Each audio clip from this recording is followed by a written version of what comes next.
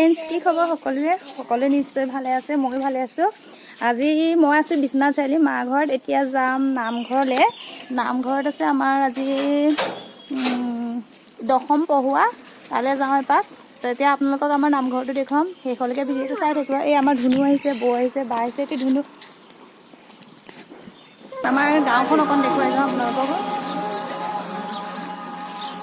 এইখন হৈছে আমাৰ গাঁওখন।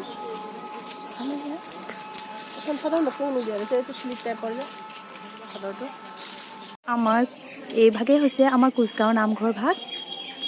এই ভাগ আজি ইয়াত দশম পঢ়ুৱা আহিছে, সেইকাৰণে আমি আহিছোঁ আপোনালোককো দেখুৱাম নামঘৰটো।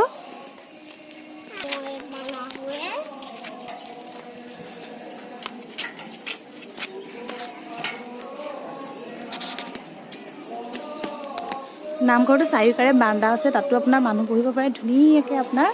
আৰু আমাৰ ইয়াত যেতিয়া কিবা হয়, আমাৰ ভাত এই বাহিৰত হয়, নামঘৰৰ ভিতৰত নিদিয়ে। আৰু ইফালেও আছে আপোনাৰ হলঘৰ, বাৰান্দা আছে। বাৰান্দা বহুত ডাঙৰ। ইয়াত আপোনাৰ কেতিয়াবা আপোনাৰ ভাত চাত খালে এই বাৰান্দাতে খোৱা হয়, নামঘৰৰ ভিতৰত নাখায়। বাৰান্দা বহুত ডাঙৰকৈ কৰা আছে। আৰু ইফালে আপোনাৰ এইফালে আছে ৰান্ধনি ঘৰ। ইয়াতো আপোনাৰ মানুহ ধুনীয়াকৈ বহিব পাৰে, ইয়াত ৰুম আছে, এনেকৈ বনোৱা আছে, হেৰি আছে, বহুত ভাল লাগে আপোনাৰ। কথা পাতি আছে ইয়াত। এইফালে আছে ৰান্ধনি ঘৰ, এইবিলাক খানা বনাই আছে। এইবিলাক আমাৰ নামঘৰটো দেখুৱাইছে কৰিছে। এয়া এইবিলাক খৰি, ৰান্ধনি হেৰি ইয়াত বনাই আছে। এইফালে নাযাওঁ বাৰু। এইবিলাক প্ৰসাদৰ কাম চলি আছে, প্ৰসাদ ধুই আছে।